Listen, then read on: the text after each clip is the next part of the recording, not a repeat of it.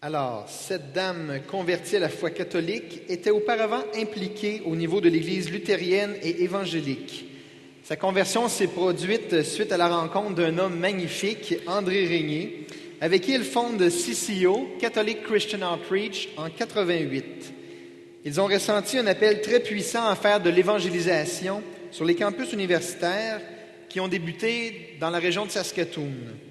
Maintenant présents sur plusieurs campus à travers le Canada et bientôt à Québec à l'automne 2009, ils ont une belle famille de 5 enfants magnifiques. Elle a fait de courtes missions au Mexique, aux Philippines, en Pologne et dans 4 villes canadiennes. Elle nous parle ce matin d'être laïque missionnaire aujourd'hui au Canada. Accueillons Angèle Régnier.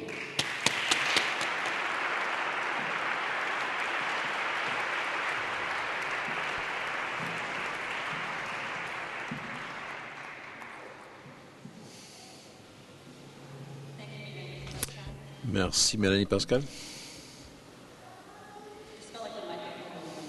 J'avais l'impression que le microphone, c'était mon nez. Mais non, c'est beaucoup mieux comme ça, là. Merci. J'ai été missionnaire laïque depuis 20 ans. Je sais que je n'ai l'air que d'une femme de 20 ans, mais c'est pas vrai. J'ai été missionnaire depuis 20 ans. Quand le CCO a commencé à la fin des années 80, il n'y avait qu'une poignée de laïcs qui auraient considéré d'être des missionnaires à plein temps au Canada. Toutes les personnes à qui je peux penser qui étaient des missionnaires à plein temps à l'époque étaient dans la même situation que nous. Grâce à Dieu, on avait été poussé par l'Esprit Saint à commencer quelque chose qui était complètement neuf. Ce nouveau phénomène s'appelait le mouvement. Puisque vous êtes tellement si jeune, j'ai peut-être de vous rappeler un peu ce qui s'est passé, de vous parler un peu de l'histoire de l'Église récemment qui s'est produite dans votre vie à vous, dans la vie au moins de vos parents. À la lumière de Vatican II, des mouvements qui ont mobilisé surtout les laïcs apparaissaient un peu partout sur la planète, pas juste au Canada, mais ailleurs aussi. Alors, de quoi est-ce que je parle quand je parle de mouvements? Les mouvements sont les associations de fidèles qui sont unis dans un apostolat et une spiritualité donnée. Certains mouvements sont des mouvements diocésains, d'autres sont des mouvements régionaux, nationaux ou même des mouvements internationaux. Vous pouvez peut-être reconnaître les noms de certains groupes, par exemple de Cursillo, Communion Libération, le mouvement charismatique, Opus Dei, la communauté d'Emmanuel. Quand je pense à tous les mouvements significatifs qui ont vu le jour après Vatican II, je suis surpris que mon mari et moi avons été avouions à prendre la responsabilité d'un tel mouvement. Il faut comprendre qu'il n'y avait pas de grand dessein de la part des évêques de coordonner les mouvements à travers le monde. Le cardinal Starford a décrit des mouvements comme étant une irruption de l'Esprit Saint qui ne s'est jamais produit dans le laïque, surtout pas comme un phénomène mondial laïque. C'était certainement l'œuvre de Dieu que le Vatican ne pouvait pas nier. Le cardinal Starford a dit que les mouvements continuent d'être une invention de l'œuvre créatrice de l'Esprit Saint. À travers le Vatican II et à travers le travail de l'Esprit Saint, les laïcs avaient reçu un appel pour se lever et être responsables à l'intérieur de l'Église et le monde. Dans notre situation, nous étions en train d'ouvrir une nouvelle possibilité. Mon mari, André et moi avions l'impression que Dieu nous appelait à amorcer une expansion à l'intérieur des étudiants universitaires. Et c'était tout à fait nouveau pour moi. Tout d'abord, et de l'évangélisation, c'était un mot qui avait des connotations négatives en 1988. La plupart des gens pensaient que c'était des évangélisateurs qu'on voit à la télévision, par contre, des gens qui sont un peu bruyants, qui sont agaçants même. Deuxièmement, être un catholique à plein temps, laïque, évangéliste, ça n'avait jamais été vu dans le passé. Les gens ne pouvaient pas comprendre ce qu'on faisait exactement. Quand on essayait d'expliquer ce qu'on faisait, et les gens nous disaient presque toujours, ou posaient la question, sans écouter l'explication qu'on leur donnait d'ailleurs, bon, alors c'est quoi votre vrai travail? Non, c'est mon travail. Alors, la deuxième question qui était posée à André serait, alors, es-tu un prêtre? c'est clair qu'on ignorait le fait que moi, je suis à côté de lui et que j'avais été présenté comme sa femme. Alors, comme si tout cela n'était pas suffisant, inévitablement, on nous posait la question, eh bien, qui vous paye? Notre réponse était, nous vivons grâce à la Providence. C'est-à-dire on nous donne de l'argent chaque mois. C'est-à-dire que les gens qui croient à la mission et qui nous parrainent ou qui offrent un certain montant d'argent chaque mois. À ce moment-là, les pauvres personnes qui nous posaient la question étaient tout à fait confus et essayaient de quitter la conversation aussi vite que possible. Alors, pourquoi est-ce que je choisirais de vivre comme missionnaire laïque dans l'Église catholique et me fier à la Providence pour mes besoins monétaires ou temporaires? J'ai un degré d'enseignement, donc j'aurais pu avoir un très bon travail rémunérateur. Et pour ajouter à tout ça, vous saviez que j'étais protestante évangélique en 1988. Et oui, la romance fait partie de l'histoire. Je n'ai pas pu résister, tomber en amour avec un catholique et surtout pas un catholique francophone. Parce que, vous savez, les gars français sont « oh là là ».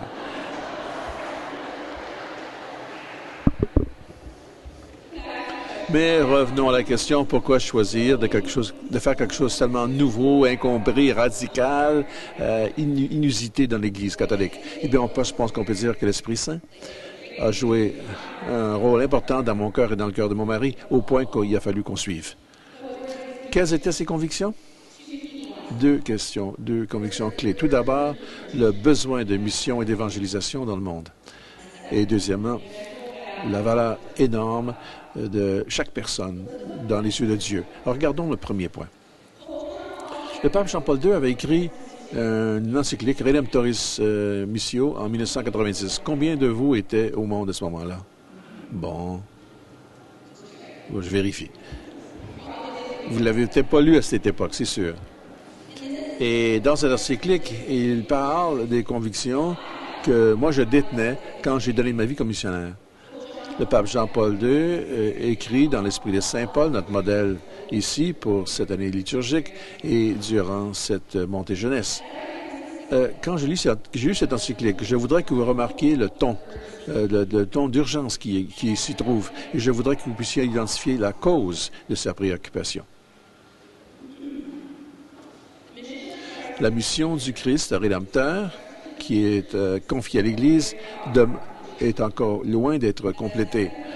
Dans le deuxième millénaire, après la venue du Christ, eh bien, une perspective humaine montre que la mission n'est qu'à ses débuts et qu'il faut s'engager complètement au servir cette tâche. C'est l'Esprit Saint qui nous invite à proclamer les œuvres de Dieu. Et ensuite, il cite 1 Corinthiens de Saint Paul. Car si je prêche l'Évangile, ça ne me donne aucune raison de me vanter. Malheur à moi si je ne prêche pas l'Évangile. Au nom de toute l'Église, il y avait besoin de reprendre la parole de Saint Paul. Au début de mon pontificat, j'ai décidé de voyager à travers le monde pour montrer cette préoccupation missionnaire. Mon contact direct avec les gens qui ne connaissent pas le Christ, disait Jean-Paul II, m'a convaincu encore davantage de l'urgence d'activité missionnaire. Dans l'histoire de l'Église, la poussée missionnaire a toujours été signe de vitalité, tout comme son absence montre qu'une crise de foi. L'activité missionnaire revitalise l'Église, revitalise l'identité chrétienne et donne de l'enthousiasme pour une nouvelle initiative. La foi est consolidée quand elle est donnée à d'autres. Mais ce qui me touche encore davantage, m'invite à proclamer l'urgence de l'évangélisation, c'est le fait que c'est au service. Et c'est un service que l'Église peut offrir à tout individu et à toute l'humanité dans notre monde contemporain. Le nombre de gens qui ne connaissent pas le Christ et qui n'appartiennent pas à l'Église augmente toujours. Et de fait, depuis la fin du Concile, ça a presque doublé.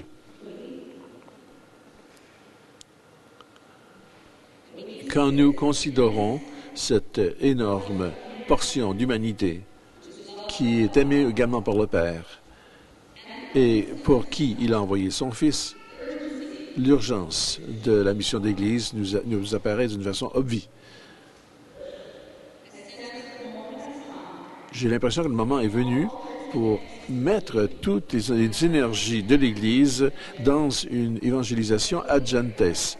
Aucun croyant dans le Christ, aucune institution d'Église peut éviter la tâche de proclamer le Christ à tous les peuples.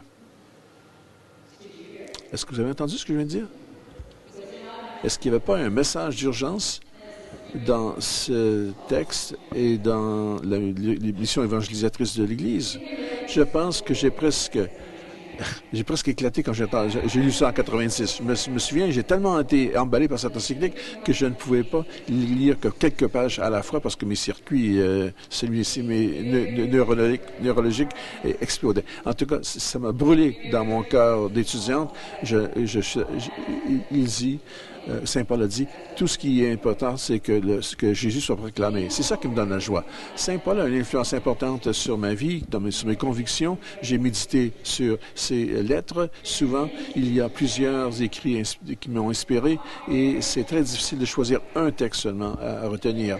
Mais afin de comprendre ma deuxième conviction, c'est-à-dire la valeur de chaque personne, j'ai choisi le 2 Corinthiens. Je vous invite à trouver ce passage dans 2 Corinthiens 2:5. Au verset 14. Si vous avez les Bibles, vous pouvez les ouvrir. Car l'amour du Christ nous urge, nous pousse, une fois qu'on croit, qu'on sait que un est mort pour tout le monde, eh bien, de fait, Jésus est mort pour tous, pour que les gens puissent non pas vivre pour eux-mêmes, mais pour lui qui est mort et ressuscité. Donc, aujourd'hui, nous regardons personne dans la chair, même si on a vu le Christ dans la chair, maintenant on le connaît d'une façon différente. Donc, toute personne qui est en Christ est une nouvelle créature. Les choses anciennes ont disparu, de nouvelles sont apparues. Et tout ceci vient de Dieu. Dieu qui nous a réconciliés à lui-même à travers le Christ et nous a donné le ministère de la réconciliation. À savoir, Dieu a réconcilié le monde à lui-même dans le Christ, sans compter leurs péchés, leurs transgressions, et nous confie le message de la réconciliation. Donc, nous sommes des ambassadeurs du Christ, comme si Dieu parlait à travers nous. Nous vous demandons, au nom du Christ, soyez réconciliés à Dieu. Fin de la citation. Eh bien, ce passage est absolument rempli. Nous voyons Paul qui parle avec une conviction que la mort du Christ sur la croix a été faite pour tous les êtres humains, que chaque être humain est important pour Dieu. Comme le pasteur dans la parabole qui a quitté les 99 brebis pour retrouver la brebis perdue. Et Paul nous dit que l'intention de Dieu, c'est de nous utiliser pour rejoindre les gens qui sont au loin. Et que Dieu fonctionne à travers nous, que son message est tellement important, il faut que ce soit compris au point où je vous demande, je urge, je vous supplie, soyez réconciliés à Dieu. Ceci manifesterait bien sa préoccupation, la préoccupation qu'il portait pour chaque personne. Dans notre travail sur le campus, on pense qu'on peut dire que nous fonctionnons avec ces deux convictions telles qu'exprimées par Jean-Paul II et Paul. Nous voulons servir la mission d'évangélisation pour que tous puissent être réconciliés au Père. Et la façon qu'on le fait, c'est qu'on le fait une personne à la fois. On contacte une personne à la fois. Dans notre apostolat, il y a le point clé de regarder le kérigme, c'est-à-dire le message évangélique fondamental. Nous voulons communiquer Dieu dans son amour avec un ami qui partage une tasse de café. Toute cette activité missionnaire est poussée par l'amour du Christ et l'amour du prochain. Point énorme dans notre mouvement, c'est que nous avons été appelés par l'Esprit Saint pour aller auprès des étudiants de l'université. Pour moi, c'est une occasion fantastique parce que les étudiants universitaires sont à un moment important de leur vie.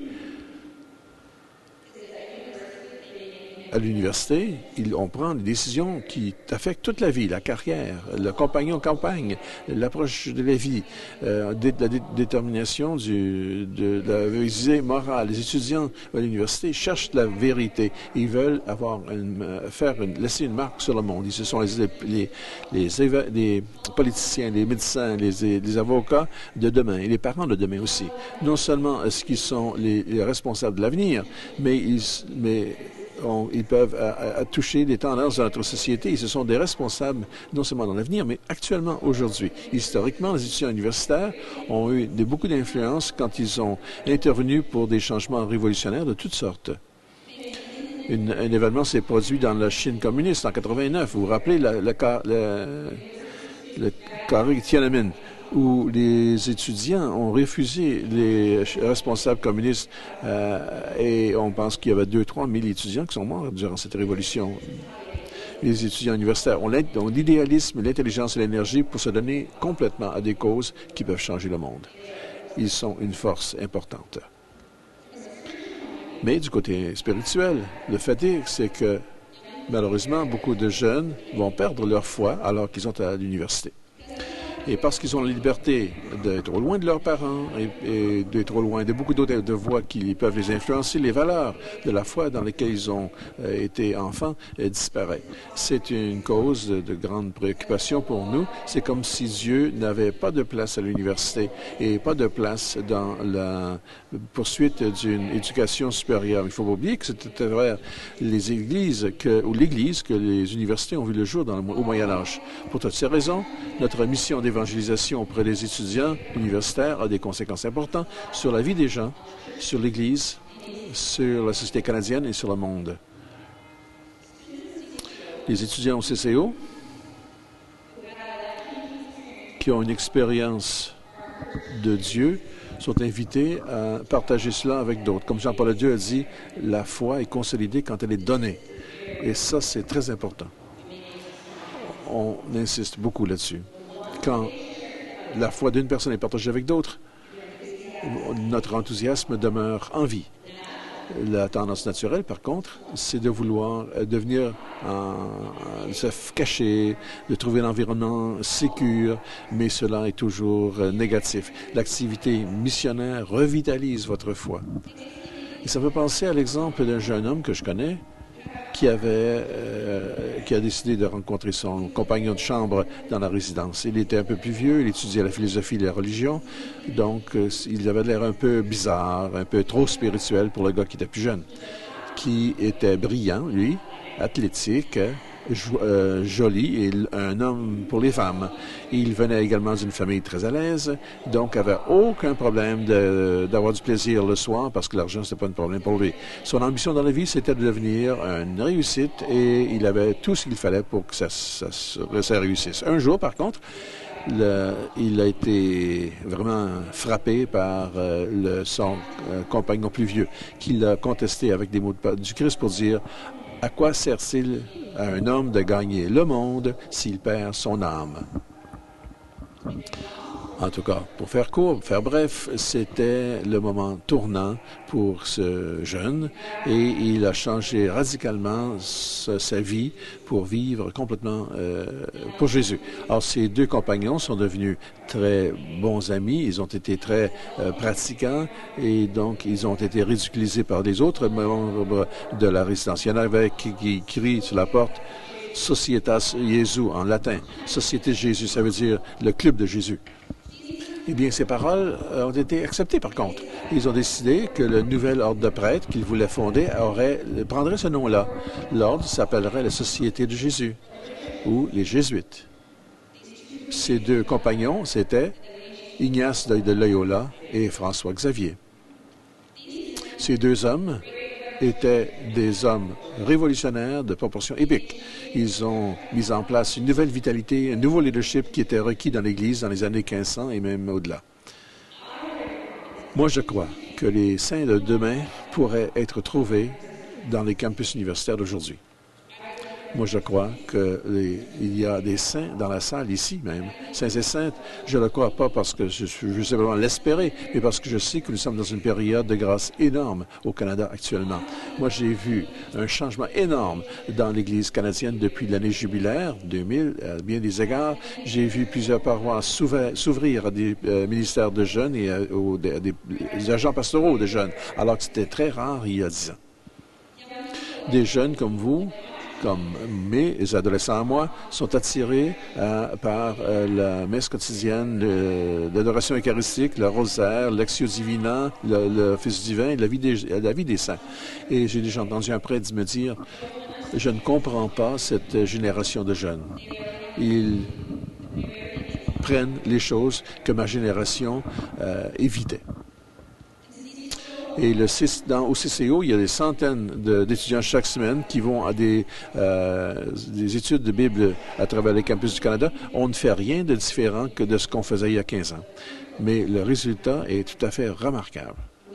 Quand nous avons commencé, il n'y avait que deux personnes à plein temps. Et cette année, nous aurons 70 personnes à plein temps. Pas 7, 70 personnes à plein temps qui vivent leur vie d'une façon radicale et pour amener l'amour sur le campus universitaire. La grâce de l'Esprit Saint est exigée est nécessaire dans notre pays parce que plusieurs ne connaissent pas Jésus, ne le connaissent pas suffisamment. Si vous pensez que c'est une coïncidence que le Vatican a décidé d'avoir 2 événements au Canada, dans notre pays, depuis 6 ans, moi, je peux vous dire que par la grâce de ces 2 événements, l'Esprit Saint est à l'œuvre et fait des choses remarquables dans notre pays à ce moment-ci. Et dans et à travers les jeunes catholiques au Canada. C'est une époque fantastique. Nous sommes chanceux de pouvoir être témoins du Christ Jésus. Que Dieu vous garde tous et toutes alors que vous suivez le thème de jeunesse mondiale que d'être la lumière du monde et le sel de la terre. Merci.